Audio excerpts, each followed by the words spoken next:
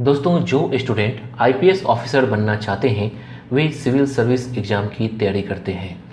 IPS मतलब Indian police service.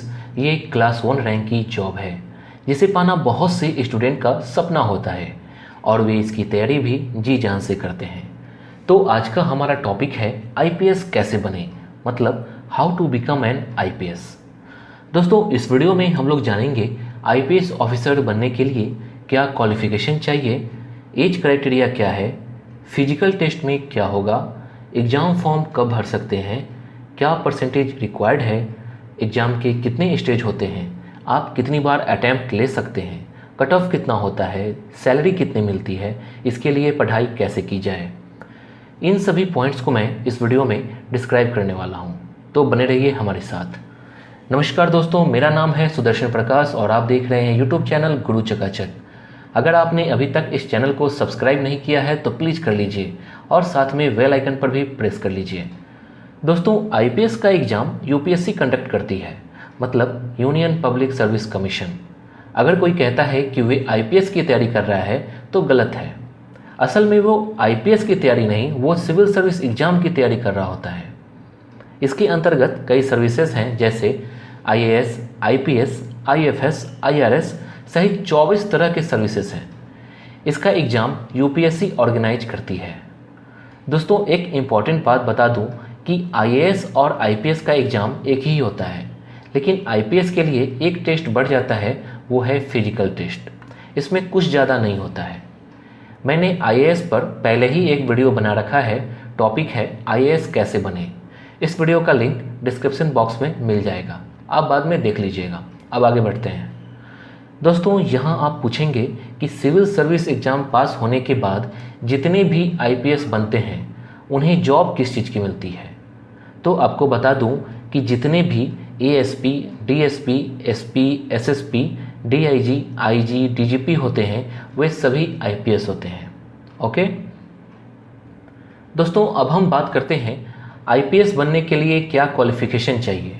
दोस्तों, इस एग्ज़ाम के लिए आपका ग्रेजुएशन पास होना चाहिए, वो भी किसी भी सब्जेक्ट से। मतलब अगर आप किसी भी सब्जेक्ट से मिनिमम मार्क्स से ग्रेजुएट हैं या आप ग्रेजुएशन लास्ट ईयर या लास्ट सेमेस्टर के स्टूडेंट हैं तो भी आप आईपीएस का फॉर्म भर सकते हैं। अगर आपने BA, BCom, BSc, BBA, BCA, engineering, medical या कोई भी डिग्री कोर्स कर रखा हो तो आप सिविल सर्विस का एग्ज़ाम देने के लिए एलिजिबल हैं। ध्यान रखिएगा, सब्जेक्ट के मामले में स्टूडेंट को काफ़ी कन्फ्यूजन है। अगर आपको समझ नहीं आ रही है तो आप जिस सब्जेक्ट से ग्रेजुएट हैं वे मान्य है या नहीं, आप कमेंट कीजिए, मैं उसका जवाब दूंगा। इस चैनल पे सभी सवालों के जवाब दिए जाते हैं। दोस्तों, एक बात ध्यान रखिए कि आईएएस या आईपीएस बनने के लिए कैंडिडेट को इंडिया का सिटीजन होना चाहिए। सिटीजन ऑफ इंडिया कंपलसरी है। जितने भी अदर सर्विस हैं एडमिनिस्ट्रेटर के अंतर्गत, जैसे आईएफएस, आईआरएस आदि के लिए माइग्रेट हो सकते हैं, जैसे नेपाल, भूटान, पाकिस्तान के माइग्रेट हो सकते हैं। अब बारी आती है एज क्राइटेरिया की। इसमें ज़्यादातर स्टूडेंट को कन्फ्यूजन रहता है। सिविल सर्विस के फॉर्म में एज को लेकर जो क्राइटेरिया है वे 21 टू 32 ईयर्स है। ये एज क्राइटेरिया जनरल के लिए है। ओबीसी के लिए 21 टू 35 ईयर्स है और एससी एसटी के लिए 21 टू 37 ईयर्स है। अगर आप जम्मू और कश्मीर से हैं तो जनरल के लिए 21 टू 37 ईयर्स है। वहीं फिजिकल चैलेंज स्टूडेंट के लिए 10 साल की छूट है और वे मैक्सिमम 42 ईयर्स तक फॉर्म भर सकते हैं। और जो डिजेबल्ड हैं, ब्लाइंड हैं, डेफ हैं, तो उनमें जनरल के लिए मैक्सिमम 37 ईयर्स है। ओबीसी के लिए 38 ईयर्स और एससी एसटी के लिए 40 ईयर्स तक मैक्सिमम एज लिमिट है। ये एज लिमिट तैयारी करने वाले स्टूडेंट को पता होना चाहिए। दोस्तों, आईएएस के लिए कोई फिजिकल स्टैंडर्ड नहीं है, लेकिन आईपीएस बनने के लिए फिजिकल स्टैंडर्ड है। दोस्तों, आईपीएस के लिए जो फिजिकल रिक्वायरमेंट है वो डिटेल से समझ लेते हैं। सबसे पहले जानते हैं हाइट कितनी चाहिए। एग्ज़ाम देने के लिए पुरुष उम्मीदवार की लंबाई 165 सेंटीमीटर और महिला उम्मीदवार की लंबाई 150 सेंटीमीटर होनी चाहिए। एससी एसटी कैटेगरी के लिए पुरुष उम्मीदवार की लंबाई 160 सेंटीमीटर और महिला की लंबाई 145 सेंटीमीटर होनी चाहिए। अब जानते हैं चेस्ट का क्या रिक्वायरमेंट है। एग्ज़ाम देने के लिए पुरुष उम्मीदवार की छाती कम से कम 84 सेंटीमीटर होनी चाहिए और महिला उम्मीदवार के लिए 79 सेंटीमीटर है। अगर आईसाइट की बात करें तो कमज़ोर आँखों के लिए 6/12 या 6/9 डिस्टेंस विजन होना चाहिए। स्वस्थ आँखों के लिए डिस्टेंस विजन 6/6 या 6/9 होना चाहिए। नियर विजन कमज़ोर आँखों के लिए J2 और स्वस्थ आँखों के लिए J1 होना चाहिए। इतना तो आप समझ गए होंगे। अगर कहीं समझ नहीं आ रही है तो कमेंट जरूर कीजिए। अब जानते हैं सिविल सर्विस मतलब IAS IPS एग्ज़ाम का फॉर्म कब निकलता है। दोस्तों, किसी भी एग्ज़ाम का फॉर्म कब निकलता है ये पता लगाना बहुत ही आसान है। अगर आप इसकी तैयारी करते हैं तो आपको पता चल जाता है। वैसे मैं आपको बता दूं कि 2019 का IAS IPS का फॉर्म फरवरी में निकला था। इसके फॉर्म निकलने की संभावना ज़्यादातर फरवरी में ही रहता है। फॉर्म ऑनलाइन अप्लाई होता है। दोस्तों, आप फॉर्म काफ़ी सोच समझ कर अप्लाई करना, क्योंकि इसमें अटैम्प्ट कम होता है। ओके, अब जानते हैं सिविल सर्विस एग्ज़ाम मतलब IPS के एग्ज़ाम में अटैम्प्ट कितनी बार दे सकते हैं। दोस्तों, जो स्टूडेंट जनरल से बिलोंग करते हैं वे 6 अटैम्प्ट दे सकते हैं, OBC 9 अटैम्प्ट, और जो SC ST मतलब शेड्यूल कास्ट या शेड्यूल ट्राइब से बिलोंग करते हैं वे एज लिमिट खत्म होने तक अटैम्प्ट दे सकते हैं। जम्मू और कश्मीर के लिए up to the age limit है। तो दोस्तों, एक बात और कि ये अटैम्प्ट तभी काउंट होगा जब आप प्रीलिम्स एग्ज़ाम में बैठेंगे। अगर आप फॉर्म अप्लाई करने के बाद एग्ज़ाम नहीं देते हैं तो आपका अटैम्प्ट काउंट नहीं होगा, ये ध्यान रखिएगा। दोस्तों, अगर मैं सिलेक्शन की बात करूं तो हर साल लगभग 10 लाख स्टूडेंट फॉर्म अप्लाई करते हैं और प्रीलिम्स का एग्ज़ाम में 5 लाख पहुंचते हैं और क्वालिफाई करते हैं 15,000 के करीब। वहीं इंटरव्यू के लिए पहुंचते हैं 2800 और सिलेक्ट होते हैं लगभग 800 के करीब। यह आंकड़ा बहुत कम है। दूसरे एग्ज़ाम में भी लगभग यही आंकड़ा रहता है। आप इन सभी बातों पर ध्यान मत दीजिए, क्योंकि आपको सोचना है कि आपको सिर्फ एक सीट चाहिए और आप क्वालिफाई कर जाएंगे। अब बात करते हैं एग्ज़ाम पैटर्न का। पहला है प्रीलिम्स एग्ज़ाम और दूसरा है मेंस एग्ज़ाम और तीसरा है इंटरव्यू। प्रीलिम्स एग्ज़ाम में 2 पेपर होते हैं, पहले जनरल स्टडीज और दूसरा CSET का होता है। दोनों पेपर 200 नंबर के होते हैं। दोनों पेपर में नंबर ऑफ क्वेश्चंस अलग अलग होते हैं। पहले में 100 क्वेश्चन और दूसरे में 80 क्वेश्चंस होते हैं। इस एग्ज़ाम में आप हिंदी या इंग्लिश दोनों में से किसी एक लैंग्वेज में एग्ज़ाम दे सकते हैं। ये आप पर निर्भर करता है कि आप किस लैंग्वेज में कंफर्टेबल हैं। अब जानते हैं इस एग्ज़ाम का सिलेबस क्या है। फर्स्ट पेपर में जनरल स्टडीज़ से सवाल पूछा जाता है, जैसे current affairs, history, geography, constitution, economics, general issues, general science वगैरह से सवाल पूछे जाते हैं। इसके लिए आपको करंट अफेयर्स पर ज़्यादा जोर देना होगा। आपको हर रोज़ न्यूज़पेपर पढ़ना है, 2 घंटे 3 घंटे डेली पढ़ना है।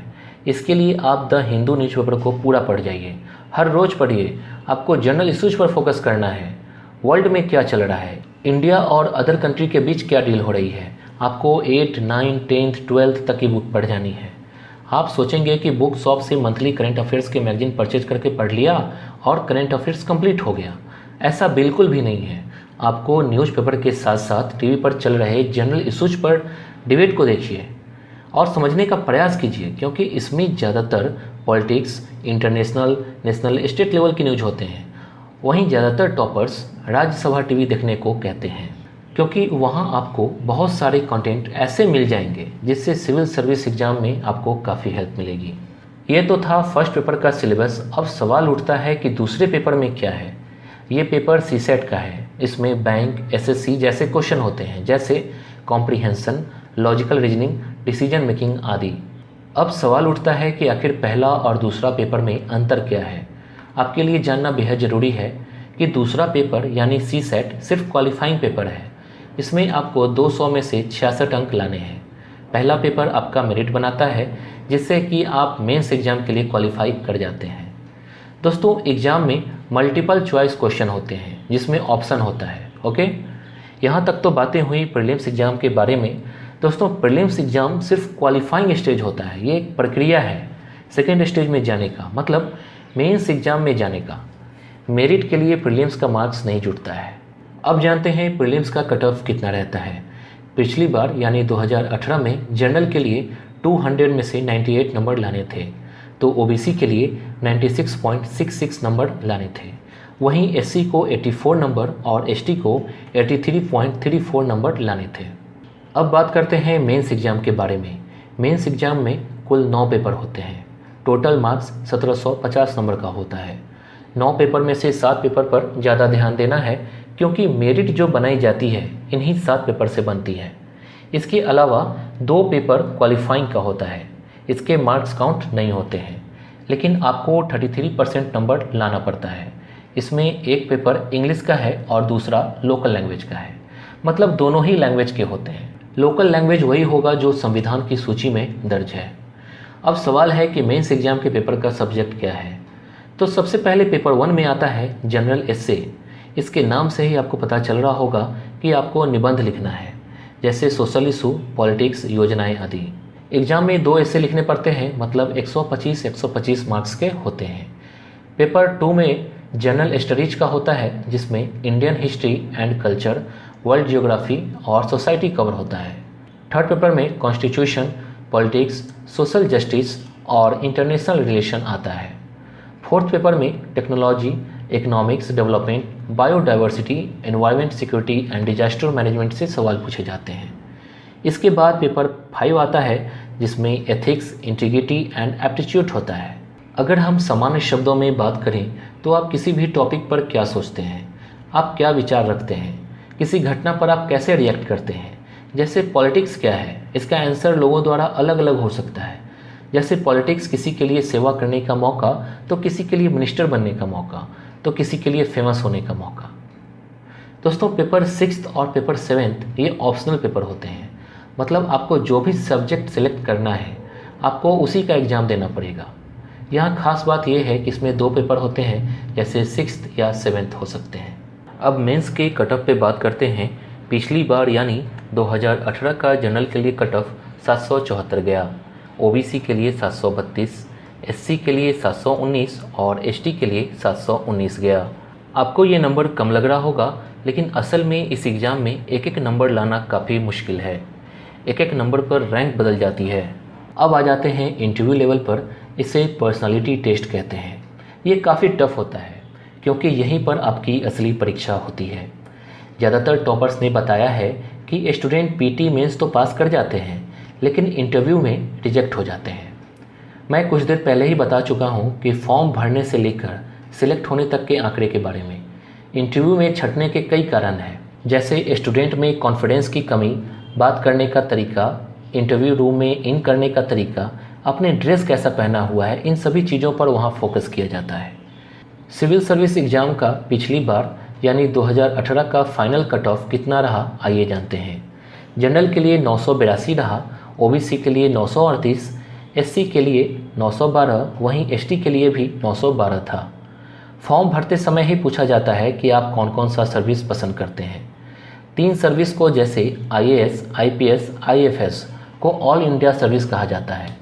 बाकी सर्विस सेंट्रल सर्विस में आती है। दोस्तों, इस वीडियो में मैंने आपको बहुत सारी जानकारियाँ दी हैं। अब आप जानना चाहेंगे कि इसमें सैलरी कितनी मिलती है। इनकी सैलरी अलग अलग होती है कि आपका रैंक क्या है, किस कैटेगरी की जॉब मिली है। जैसे एसपी की 78,000 के करीब, एसएसपी को 1,31,000 के करीब, डीआईजी को 1,40,000 के करीब और डीजीपी को 1,82,000 के करीब। इसके अलावा बहुत सारी फैसिलिटी प्रोवाइड किए जाते हैं। अब आते हैं सिविल सर्विस एग्ज़ाम के लिए स्ट्रेटजी क्या अपनाई जाए। आप अपने सब्जेक्ट पर फोकस करो, दूसरों की सुनो, अपने मन की करो, टॉपर का इंटरव्यू देखो, लेकिन सब्जेक्ट वही चुनो जो आपकी अपनी पसंद का हो। दोस्तों, इस वीडियो में आपको बहुत सारी इन्फॉर्मेशन मिली है। अगर आपको ये वीडियो अच्छा लगा तो आप इसे अपने दोस्तों में शेयर ज़रूर कीजिए और इस वीडियो को लाइक और सब्सक्राइब ज़रूर कीजिए। Thank you.